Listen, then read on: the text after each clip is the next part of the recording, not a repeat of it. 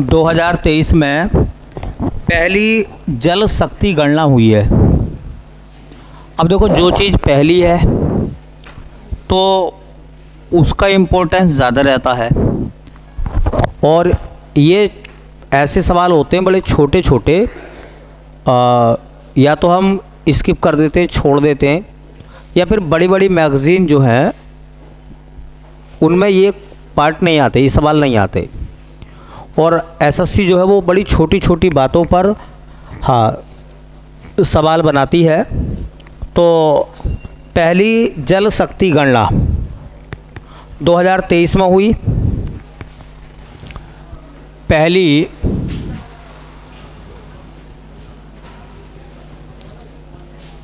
जल शक्ति गणना। अच्छा, मामला क्या है जल शक्ति गणना का?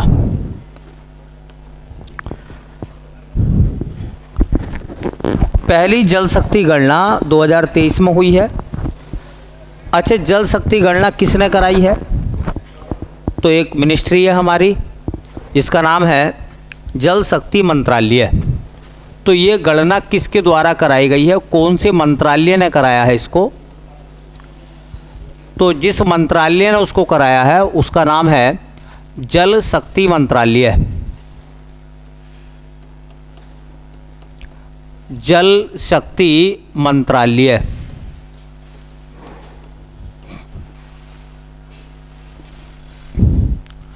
जल शक्ति मंत्रालय ने एक कैलकुलेशन कराई है जिसको बोलते हैं जल शक्ति गणना। इसमें इन्होंने ये बात बताई है कि किस राज्य के अंदर सबसे ज़्यादा जल के स्रोत हैं। इस कैलकुलेशन में बताया गया है कि सबसे ज़्यादा जल संरचनाएं जो हैं वो कहाँ हैं। जल संरचना का मतलब होता है झील, नदी, तालाब, इन सबको मिलाकर जल संरचनाएं कहते हैं। तो सबसे ज़्यादा जल संरचनाएं जो हैं वो देखी गई हैं पश्चिमी बंगाल में, और दूसरे नंबर पर रहा है उत्तर प्रदेश, ठीक है। और सबसे आखिर में जल संरचनाओं के मामले में आता है सिक्किम। सबसे कम जल संरचनाएं कहाँ हैं? सिक्किम में, ठीक है। तो इस कैलकुलेशन में जल संरचनाओं की बात हुई है। तो देखिए, सर्वाधिक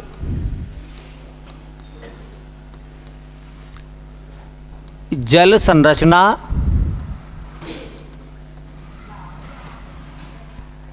वाला राज्य, सबसे ज़्यादा जल संरचनाएं जो है वो जिस राज्य में देखी गई हैं वो है भैया पश्चिमी बंगाल। पश्चिमी बंगाल में सबसे ज़्यादा जल संरचनाएं हैं। दूसरे नंबर पर है हमारा उत्तर प्रदेश, और तीसरे नंबर पर आता है आंध्र प्रदेश। आंध्र प्रदेश। और जल संरचनाओं की संख्या को अगर थोड़ा सा आगे बढ़ाएं तो बिल्कुल अंत में हमें मिलेगा सिक्किम।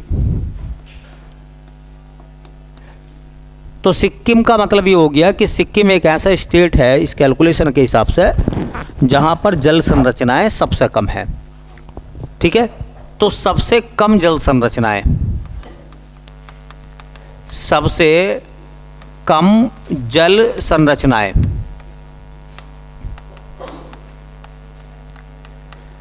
तो सबसे कम जल संरचनाएं किस राज्य में है, जबकि सबसे ज़्यादा जल संरचनाएं कहाँ हैं? तो वो है पश्चिमी बंगाल में। एक कैलकुलेशन तो इन्होंने ये करी है। एक और कैलकुलेशन है,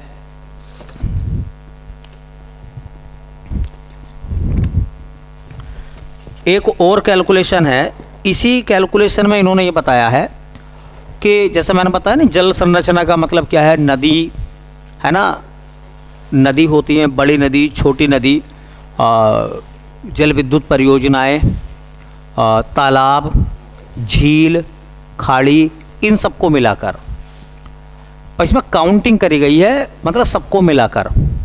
इस मामले में इन्होंने एक आंकड़ा और दिया है और इन्होंने ये कहा है कि भारत में सबसे ज़्यादा जो टैंक हैं, टैंक कहते हैं तालाबों को, सबसे ज़्यादा टैंक या तालाब किस राज्य में देखे गए हैं, तो वो देखे गए हैं आंध्र प्रदेश में। क्योंकि जल संरचनाओं में तो सभी आ गई ना भाई, झीलें आ गई, तालाब आ गए, खाड़ी, नदियाँ, इस तरीके से सब आ जाती हैं। लेकिन वो कह रहे हैं कि अगर प्रॉपर देखा जाए केवल तालाबों को, तो सबसे ज़्यादा तालाब कहाँ है? तो सर्वाधिक तालाब वाला राज्य इन्होंने बताया है कि सर्वाधिक टैंक या तालाब वाला राज्य, वो बताया है इन्होंने आंध्र प्रदेश को। इनके दृष्टि में ये बात साबित हुई है कि पूरे भारत में जितने भी तालाब हैं उनकी सबसे ज़्यादा संख्या आंध्र प्रदेश में है। अब ये सवाल आपको लगेगा कि ज्योग्राफी से पूछ लिया, पेपर में वो सीधे सीधा बना देगा कि भारत के किस राज्य में सबसे ज़्यादा तालाब हैं। तो सर्वाधिक तालाब वाला राज्य कौन सा है? इसी आंकड़े को इन्होंने और थोड़ा सा आगे इम्प्रोवाइज़ करा और उसमें इन्होंने बताया कि सबसे ज़्यादा झीलें किस राज्य में है। झीलों के मामले में कौन सा स्टेट जो है वो सबसे आगे बताया है इन्होंने, तो वो बताया है तमिलनाडु। क्या है? तमिलनाडु। इसी आंकड़े में इन्होंने बताया है कि सर्वाधिक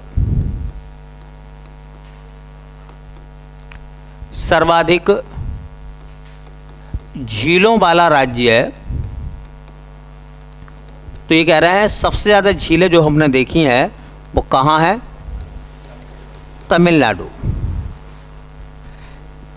इस पूरी रिपोर्ट के फाइनल में इन्होंने ये बोला कि देखो, जो सरकारें होती हैं वो जल संरक्षण के लिए प्रयास करती हैं, पानी को सेव करा जाए, पानी को बचाया जाए, पानी का भंडारण किया जाए।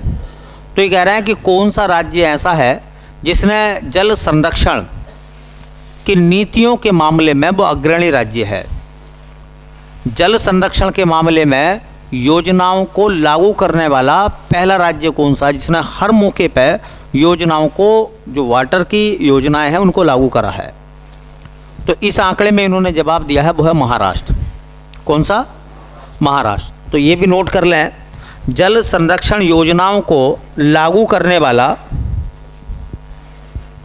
जल संरक्षण योजनाओं को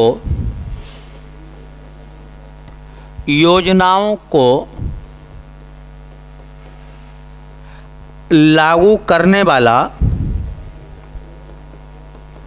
अग्रणी राज्य, भारत का कौन सा राज्य जो सबसे आगे रहा इस मामले में? तो वो इन्होंने बताया है महाराष्ट्र। कौन सा भैया? महाराष्ट्र। ये कह रहे हैं कि महाराष्ट्र जो राज्य है वो जल संरक्षण योजनाओं को लागू करने में पहले स्थान पर रहा है। ठीक है, तो अब सवाल क्या बनेगा? देखो, मोटी सी बात है, बिल्कुल 4-5 सवाल बन गए यहाँ से। अच्छा, वो वन लाइनर ही बनाएगा। सवाल एक ये पूछेगा, सर्वाधिक जल संरचनाएं किस राज्य में देखी गई हैं? सर्वाधिक जल संरचनाएं किस राज्य में देखी गई हैं? तो आंसर क्या होगा? तो पश्चिमी बंगाल। सबसे ज़्यादा जल संरचनाएं कहाँ देखी गई? अच्छा, दूसरा अपोजिट भी बना सकता, वो ये कह सकता है कि पहली जल शक्ति गणना के अनुसार भारत के किस राज्य में सबसे कम जल संरचनाएं देखी गई हैं? तो वो हो जाएगा सिक्किम। वो ये भी कह सकता है कि सर्वाधिक तालाबों वाला राज्य कौन सा बना है? तो आंध्र प्रदेश। सबसे ज़्यादा झीलों वाला कौन सा है? तो वो तमिलनाडु। और जल संरक्षण योजनाओं को लागू करने वाला अग्रणी राज्य कौन सा है? तो महाराष्ट्र। तो 5 सवाल यहाँ से बनते हैं और ये इम्पोर्टेंट हेडिंग है, इसे दरकिनार ना करें। ये मान के चलें कि इसी टाइप के सवाल जो है वो एसएससी में और ख़ास तरीके से स्टेनो के पेपर में हमें देखने के लिए मिलते हैं। ठीक है, चलिए, एक महोत्सव मनाया गया था, वैसे सबको पता होगा, उसका नाम है थाबे महोत्सव। थाबे महोत्सव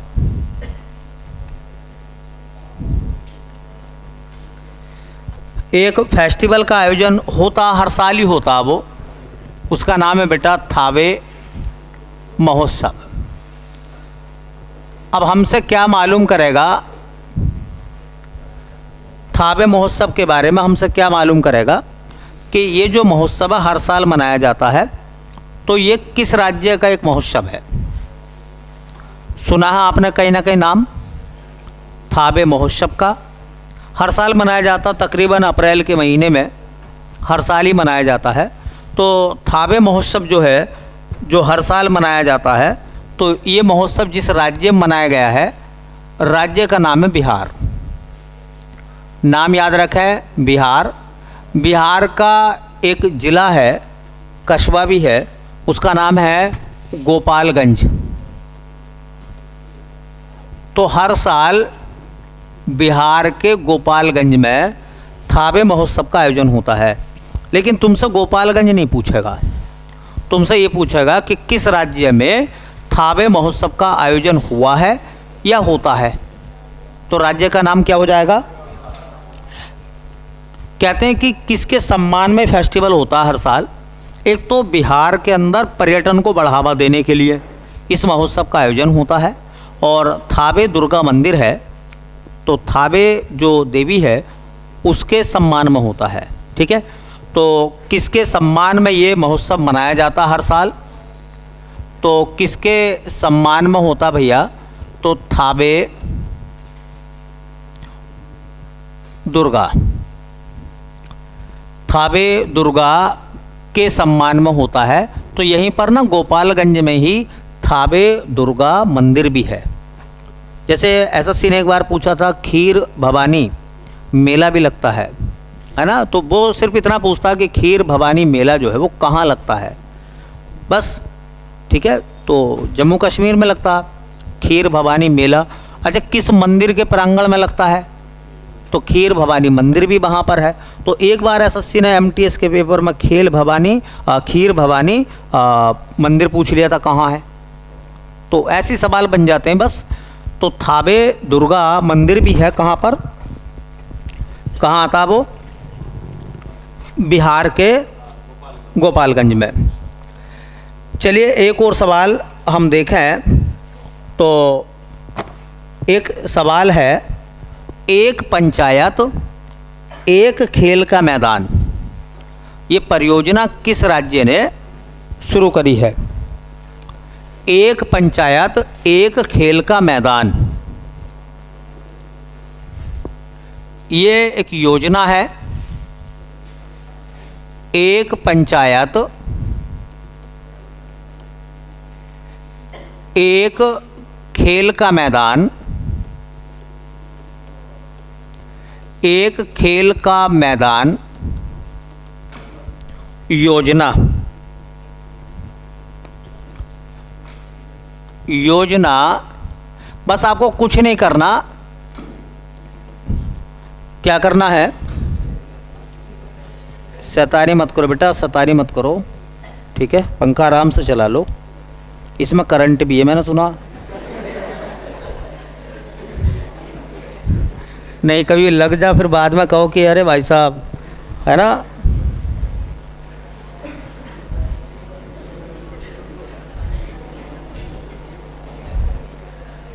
सरकार खेल का मैदान बना रही है, बोर्ड के साथ नहीं खेलना चाहिए है। चलिए भाई, एक पंचायत एक खेल का मैदान योजना, बस तुम्हें इतना याद रखना है कि ये योजना किस स्टेट की है, किस राज्य ने इस योजना को, किस राज्य ने इस योजना को लागू करा है। उद्देश्य इसके नाम में छुपा हुआ है कि देखिए गांव होते हैं ना, तो गांव में क्या होती है, पंचायत होती है। जैसे गांव में ग्राम पंचायत होती है ना, तो हर ग्राम पंचायत को एक खेल का मैदान दिया जाएगा। और उसकी भी एक मेन वजह ये निकल कर आती है कि गांव में अब जो है वो खेल के ग्राउंड नहीं बचे। शहर में आपने देखा होगा, शहर में तो ग्राउंड आपको नज़र भी आ जाते हैं, लेकिन गांव में तो खेल के ग्राउंड ख़त्म हो गए। अब एक दौर था जब गांव में खाली ज़मीन होती थी, खेल के मैदान बन जाते थे, बच्चे उसमें खेलते थे। गांव के बाहर कहीं ना कहीं। अब खेल के मैदानों की ज़मीनें ख़त्म हो गई हैं, तो अब समस्या ये आ रही है कि देखिए, खेल हो या पढ़ाई, इनका लेवल जो है वो निचले स्तर से ही शुरू होता। अगर मान लो तुम इस एज में आके सोचते हो कि चलो अब जो है क्रिकेट में कैरियर बनाएंगे, तो अब क्रिकेट में कैरियर बनाना सिर्फ ख्वाब है, क्योंकि इतने क्रिकेट की ABCD सीख का होगे, इतना आप रिटायर हो जाओगे। ठीक है। अच्छा, जो बच्चे छोटेपन से कोई ना कोई गेम खेल रहे हैं, जैसे आप शहर में जाओगे तो स्टेडियम होते हैं, वहाँ आपको सुबह और शाम जो है छोटे छोटे बच्चे जिनकी उम्र 8 साल, 7 साल, 10 साल, इस उम्र के बच्चे जो है वो खेलों में हिस्सा लेने के लिए जाते हैं, कोच के पास जाते हैं, प्रशिक्षण लेते हैं वो। तो जाहिर सी बात है, अगर वो 10 साल का गया है तो 6-7 साल वो उसी खेल पर फोकस बनाएगा, सीखेगा, और 17-18 साल की उम्र में आएगा तो परफेक्ट जो है वो खिलाड़ी बन जाएगा। ठीक है। लेकिन अगर वो 25 साल में आकर शुरुआत कर दिया है, ठीक है, 25 साल में शुरुआत कर दिया है, तो 35 साल में आकर परफेक्ट खिलाड़ी बनेगा। अब 35 की उम्र में परफेक्ट खिलाड़ी बनेगा, फास्ट बॉलर की बॉल भी दिखाई ना देगी, क्योंकि आई साइड वीक हो जाएगी, है, बहुत सारी चीज़ें हैं। तो इसीलिए जो है याद रखो, अब गांव के अंदर बच्चों को खेल का मैदान दिया जाएगा, और ये योजना मैं समझता हूँ कि बहुत अच्छी है। ऐसा प्रयास जो करा है, जिस स्टेट ने करा बेटा, उस स्टेट का जो नाम है, उस राज्य का जो नाम है बेटा, वो है केरल। आपको स्टेट याद रखना है, तो स्टेट का नाम हो जाएगा केरल। केरल सरकार ने ये अनाउंस करा कि हम हर पंचायत को एक खेल का मैदान देंगे, एक खेल का मैदान देंगे, ताकि उस पंचायत के जो बच्चे हैं वो ग्राउंड में जाएं, जो भी वो खेल खेलना चाहते हैं वो खेल सकते हैं। अच्छा देखिए, इससे एक डिसीजन जो है वो दूरगामी भी है। दूरगामी डिसीजन क्या है? वो ये है कि आज के ज़माने में छोटे बच्चों को भी मोबाइल जैसी चीज़ों की एक लत लग गई है। भाई घर में रहेंगे तो उन्हें मोबाइल चाहिए। अच्छा, मोबाइल अगर नहीं मिला तो वो घर में उधम मचा देंगे, है ना, पूरे घर को सिर पे उठा कर रख लेंगे। तो ऐसी स्थिति में, ताकि उनके शारीरिक और मेंटली दोनों तरह से वो स्ट्रोंग हो, और ये काम खेल के द्वारा हो सकता। खेल से शारीरिक और मानसिक दोनों तरीके से व्यक्ति मजबूत होता, क्योंकि खेल एक ऐसा विषय है जहाँ पर आप एकाग्र सबसे ज़्यादा होते हो। मैं तो ये कहता हूँ कि भक्ति से भी ज़्यादा एकाग्र आदमी जो होता है ना, वो खेल में होता। आपने कभी कोई सा भी गेम खेला होगा, जब आप क्रिकेट खेल रहे हैं मान लो, और आप जो है रन बचाने के लिए गेंद के पीछे पीछे भाग रहे हैं, तो उस समय सिर्फ आपको गेंद दिखाई दे रही है, और ये सबसे बड़ी एकाग्रता है। जब आज कैच पकड़ते हैं तो आप खिलाड़ियों से टकरा भी जाते हैं। क्यों टकरा गए? क्योंकि आप इतने एकाग्रचित हो गए कि आपको गेंद के अलावा कुछ दिखाई नहीं दे रहा है। हालांकि वो खिलाड़ी आवाज़ लगा रहा है कि मैं कैच पकड़ लूँगा, उसकी आवाज़ तक आपके कानों में नहीं पहुँच रही। तो ये जो एकाग्रता है, ये खेल के माध्यम से बनती है। ठीक है, चलिए अब चूँकि केरल की बात करें तो दो बातें देख लेते हैं। केरल के जो CM साहब हैं, वहाँ जो चीफ मिनिस्टर हैं, उनका नाम पिनराई विजयन, P विजयन कहते हैं उनको। और वहाँ जो गवर्नर हैं, मतलब वहाँ के जो राज्यपाल हैं, उनका नाम है आरिफ मोहम्मद खान। आरिफ मोहम्मद खान। तो आरिफ मोहम्मद खान जो है वो वहाँ पर कौन है भैया? वो वहाँ के गवर्नर हैं, आरिफ मोहम्मद खान।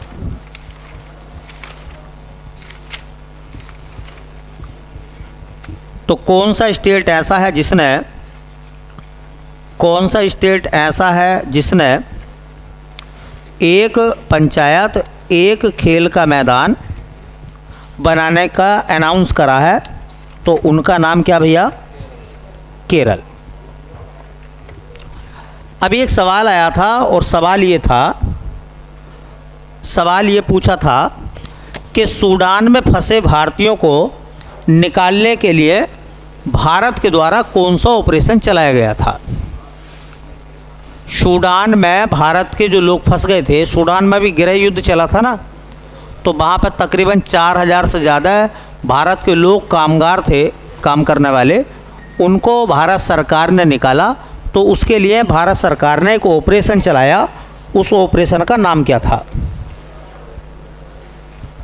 सूडान से भारतीयों की वापसी के लिए, तो उसका नाम था ऑपरेशन कावेरी। ठीक है, तो एक काम कर लेते हैं, 10-5 ऑपरेशन लिख लेते हैं और ये पेपर में पूछ ले जाते हैं भैया।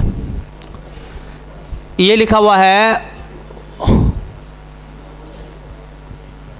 भारतीय सेना के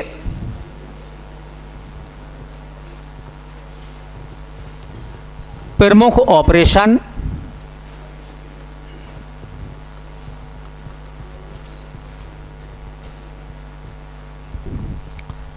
भारतीय सेना के प्रमुख ऑपरेशन। तो इसमें हम लोग क्या करेंगे, एक तो ऑपरेशन का नाम हो जाएगा, ऑपरेशन का नाम, और एक कॉलम में हम ये लिख लेंगे कि वो ऑपरेशन जो है हमने कब चलाया था, सेना ने हमारी कब चलाया था, और उस ऑपरेशन का उद्देश्य क्या था, मतलब उस ऑपरेशन में क्या काम हुआ, मतलब किस वजह से वो ऑपरेशन चलाया गया था। तो हम 3 पार्ट में इसको डिवाइड कर रहे हैं, ऑपरेशन का नाम, ऑपरेशन का समय और ऑपरेशन के पीछे का मकसद। इंडियन जो फोर्स है, भारतीय सेना के द्वारा एक ऑपरेशन चलाया गया था, उसका नाम था ऑपरेशन शांति।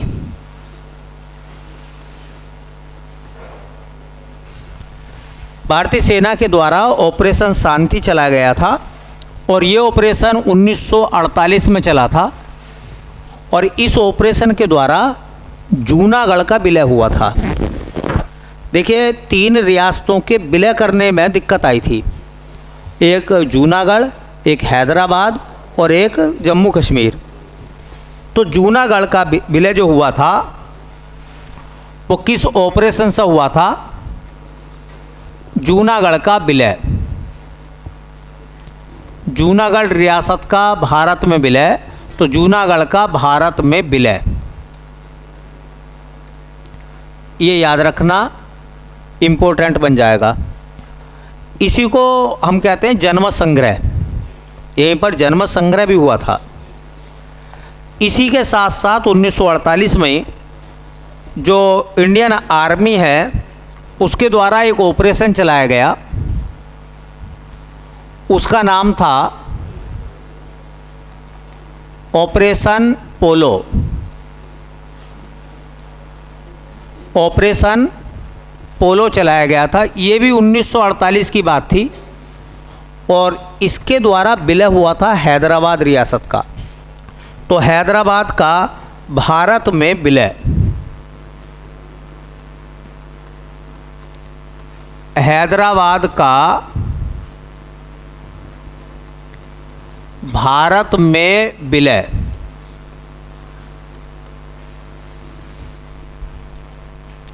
इम्पोर्टेंट है, पूछ लेते हैं भैया। ये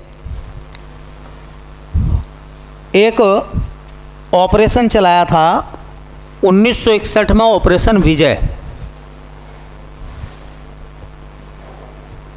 एक ऑपरेशन चला हमारा सेना का, उसका नाम था ऑपरेशन विजय, और ये ऑपरेशन भारतीय सेना के द्वारा चलाया गया था 1961 में। तो इस ऑपरेशन के द्वारा क्या करा था, गोवा को पुर्तगालियों से मुक्त कराया। गोवा से गोवा को पुर्तगालियों से मुक्त कराया?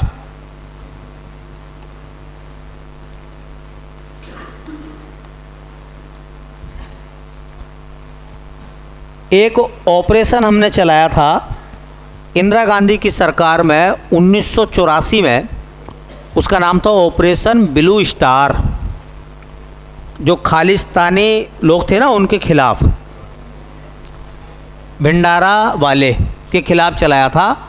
तो इसका नाम था operation blue star. Indira Gandhi के समय पर चला था 1984 में, और ये चला था स्वर्ण मंदिर में। जो खालिस्तानी छिप गए थे उनको निकालने के लिए। तो अमृतसर स्वर्ण मंदिर में, अमृतसर स्वर्ण मंदिर में इस ऑपरेशन को चलाया गया था। 1984 में ही पाकिस्तान ने हमारे साथ चीटिंग कर दी और सियाचिन पर उन्होंने कब्ज़ा कर लिया। तो उस समय भारत की फ़ौज ने चलाया था एक ऑपरेशन, और उसका नाम था ऑपरेशन मेघदूत। ऑपरेशन मेघदूत 1984 में, और ये पाकिस्तानी सेना के खिलाफ ऑपरेशन था, और ये सियाचिन ग्लेशियर में। कहाँ चलाया था? सियाचिन ग्लेशियर में। सियाचिन पे जब उन्होंने कब्जा कर लिया था उस समय। ऑपरेशन, एक ऑपरेशन चला जिसका नाम था ऑपरेशन पवन। ऑपरेशन पवन चलाया गया भारतीय सेना के द्वारा।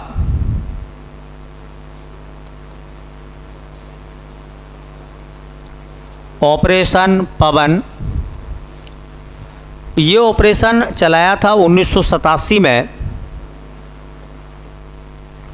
श्रीलंका में।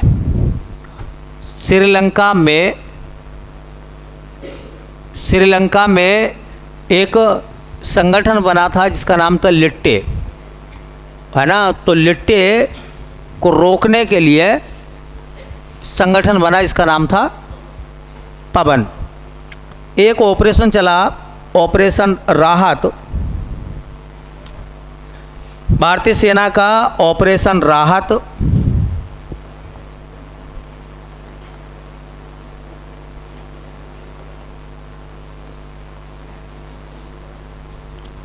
ये ऑपरेशन चला था 2013 में उत्तराखंड में।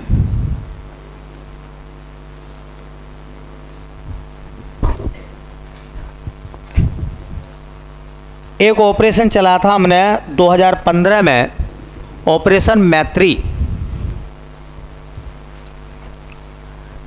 2015 में ऑपरेशन मैत्री चलाया।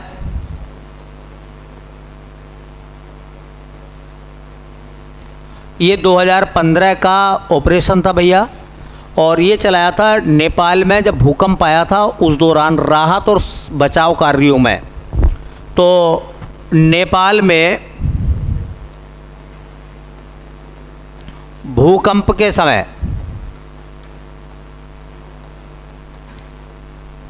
जैसे ही हमें पता चला कि नेपाल में बड़े पैमाने पर एक भूकंप आया है, तमाम जाल माल का नुकसान हो गया है, तो इंडियन एयरफोर्स को भेजा गया था मैत्री के नाम से।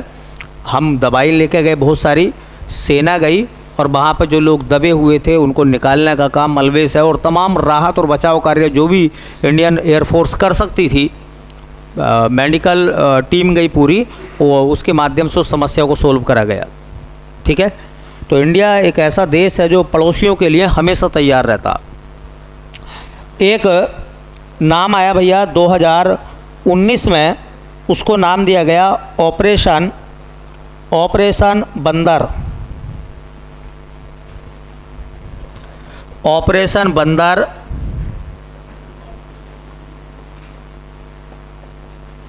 ऑपरेशन बंदर 2019 में चलाया गया, इंडियन एयरफोर्स के द्वारा चला था, वायुसेना के द्वारा। और इसमें हमने क्या करा था, पुलवामा आतंकी घटना का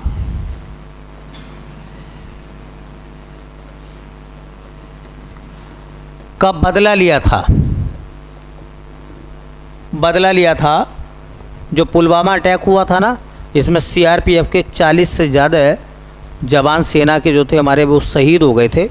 और पूरे भारत में जो था वो आक्रोश था, ठीक है। तो एयर स्ट्राइक जो हुई थी उसको एयर स्ट्राइक का नाम दिया गया। उड़ी के बाद में हमने सर्जिकल स्ट्राइक करी, उड़ी हमलों के बाद, और पुलवामा के बाद एयर स्ट्राइक करी, ठीक है। तो उसे नाम ऑपरेशन 2022 में हमने एक ऑपरेशन चलाया, और उस ऑपरेशन का नाम ऑपरेशन गंगा।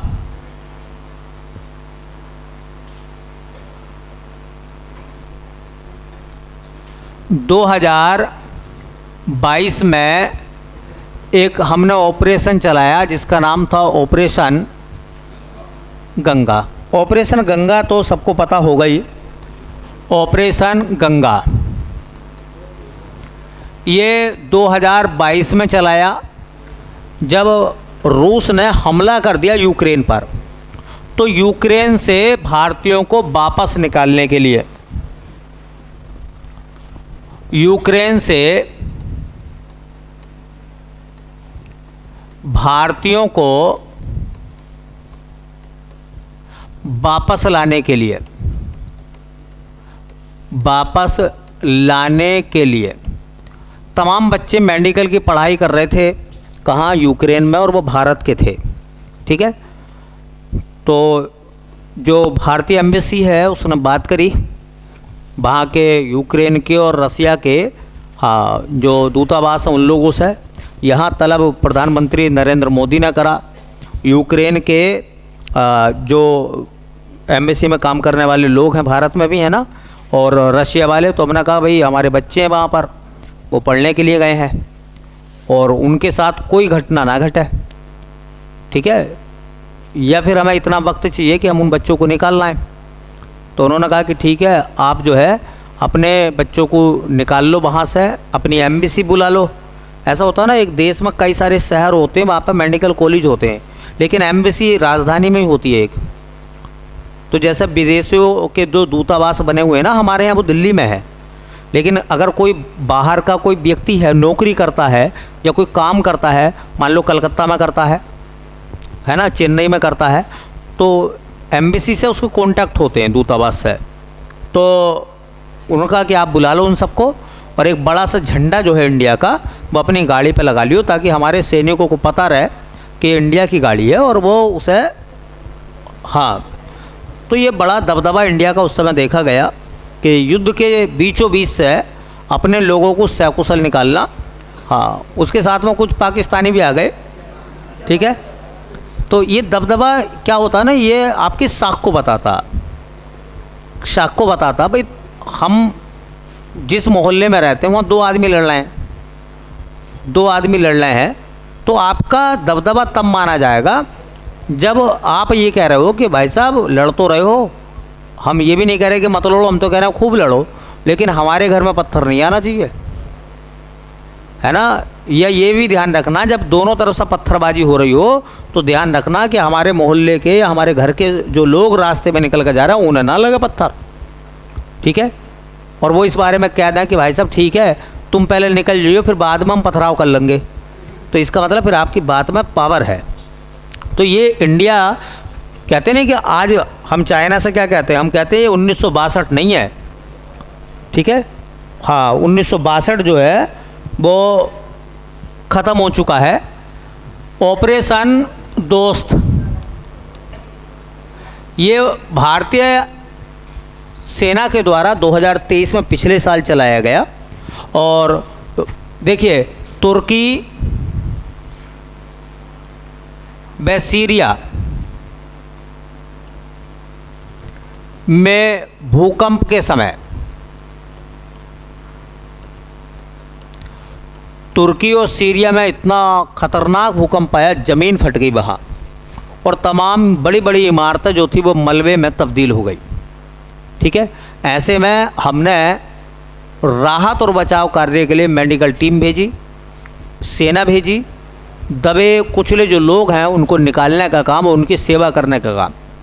जबकि तुर्की, तुमने देखा होगा, तुर्की जो है वो भारत के एंटी बोलता हमेशा, लेकिन फिर भी हम सोचते हैं कि नहीं, चलो, है ना, कभी तो अकल आएगी, आज नहीं कल को आएगी। तो वहाँ भी हमने ऑपरेशन चलाया। 2023 में एक ऑपरेशन और चला, उसका नाम था ऑपरेशन कावेरी, जिसकी हम बात कर रहे थे अभी। 2023 का ऑपरेशन था ऑपरेशन कावेरी। तो सूडान से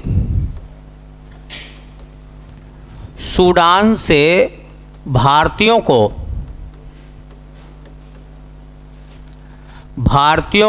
वापस लाने के लिए,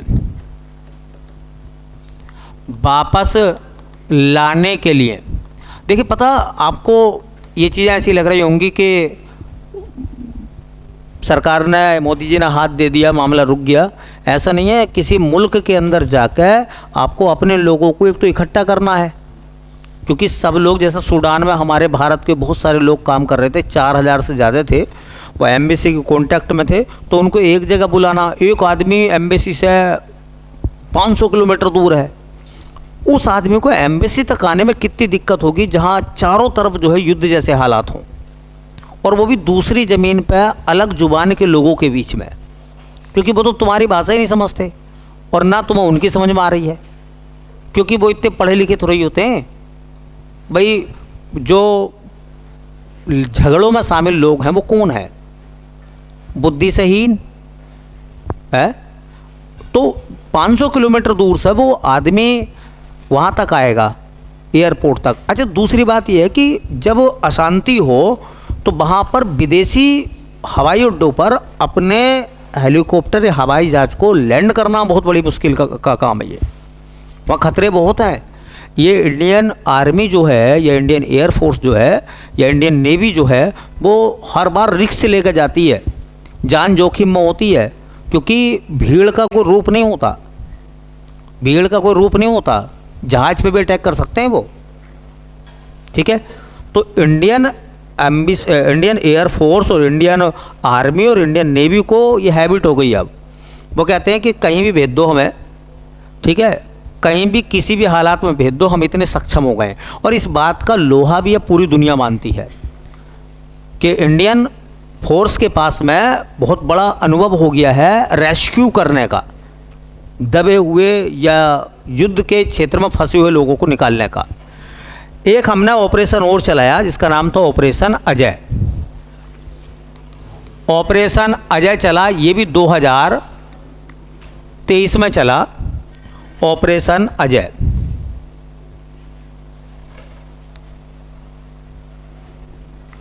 ऑपरेशन अजय जो है वो भी 2023 में चला।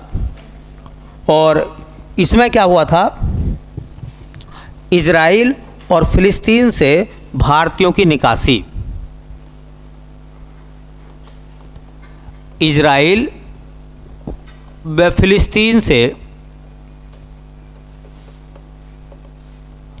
फिलिस्तीन से भारतीयों की निकासी। भारतीयों को निकाला गया वहाँ से,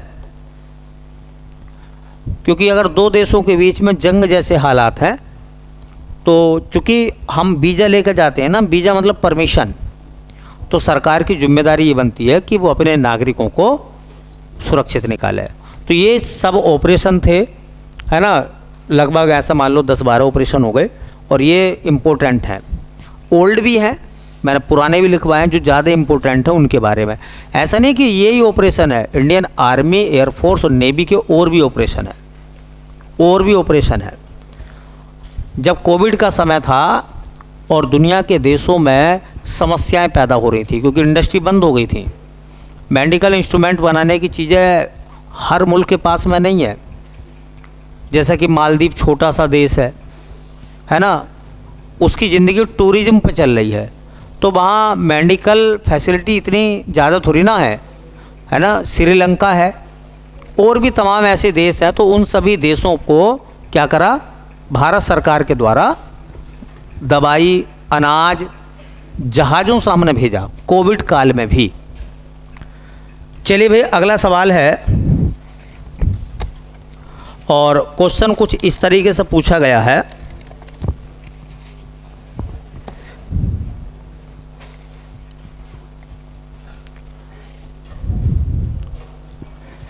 ये कह रहा है फैग्यून 3 सैटेलाइट किसने लॉन्च करा है। एक उपग्रह को लॉन्च करा गया है, उसका नाम है फैग्यून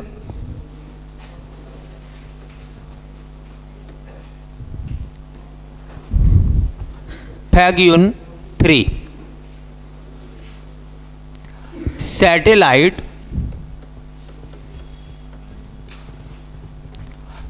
लॉन्च किया।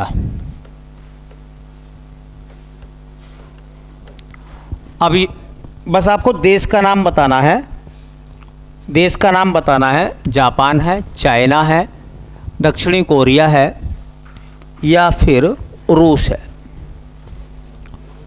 किसने फैग्यून 3 को लॉन्च करा है पिछले साल। तो देश का नाम पूछेंगे तो देश का नाम हो जाएगा भैया चीन।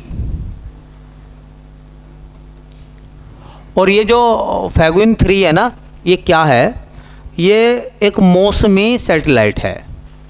और मौसमी सैटेलाइट वो होते हैं जो मौसम में होने वाले उतार चढ़ाव के बारे में जानकारी देते हैं। बारिश कैसी होगी, हवाएं कैसी चलेंगी, गर्मी कैसे रहेगी, इन सब चीज़ों का अनुमान लगा के ये सैटेलाइट भेजते हैं। और वही तो अनाउंस सरकारें करती हैं, विभाग वही तो करता है। ठीक है, तो ये कैसा उपग्रह है भैया, तो यह एक मौसमी उपग्रह है। देखो, अब ना उपग्रह बहुत सारी जगह इस्तेमाल हो रहे हैं। मौसम की जानकारी के लिए भी उपग्रह का इस्तेमाल कर रहे हैं आप। ठीक है, किसके लिए, नेटवर्क में भी सैटेलाइट का इस्तेमाल हो रहा है। संचार में आपका मोबाइल, डिश, ये सब सैटेलाइट पर डिपेंड तो कर रही है, तो सैटेलाइट पर डिपेंड कर रही है। इसी से पता क्या कर रहे हैं, अब डिफेंस का काम भी कर रहे हैं, सीमाओं की सुरक्षा। तो जो जियो स्टेशनरी सैटेलाइट होते हैं वो सीमाओं की सुरक्षा में भी काम आ रहे हैं। वो बता सकते हैं कि क्या क्या खुफिया गतिविधियां जो हैं वो घटित हुई है। ठीक है, तो ऐसा मान लो जैसे सीसीटीवी कैमरे ये फुटेज भेजेंगे, तो वैसे ही वो फ़ोटो खींच के चीज़ों के भेज देंगे। तो याद रखना इसके बारे में भी। एक किताब आई है, उस किताब का नाम है क्रॉस कोर्ट। कोर्ट खेल का मैदान होता है। तो एक पुस्तक है और उस पुस्तक का नाम है क्रॉस कोर्ट। अब ऐसे पूछ लेंगे कि क्रॉस कोर्ट एक आत्मकथा है, इसको किसने लिखा है। तो ये किसकी आत्मकथा है। तो बेटा ये क्रॉस कोर्ट जो है वो आत्मकथा है। और किसकी आत्मकथा है, जयदीप मुखर्जिया। जयदीप मुखर्जिया। अब सवाल पूछ लेंगे कि जयदीप मुखर्जिया जो थे उनका संबंध किस क्षेत्र से था, जो उन्होंने अपनी एक आत्मकथा लिखी है क्रॉस कोर्ट। अब कोर्ट मतलब खेल का मैदान, इसका मतलब खिलाड़ी होंगे। ठीक है, तो ये पुराने एक दिग्गज खिलाड़ी रहे हैं टेनिस के। तो टेनिस के पूर्व खिलाड़ी हैं ये। तो ये कौन है भैया, पूर्व टेनिस खिलाड़ी। पूर्व टेनिस खिलाड़ी, नाम उनका जयदीप मुखर्जिया। और उन्होंने अपनी एक आत्मकथा लिखी है जिसका नाम है क्रॉस कोर्ट। विश्व का सबसे अमीर शहर कौन बना है, जी, विश्व का सबसे अमीर शहर।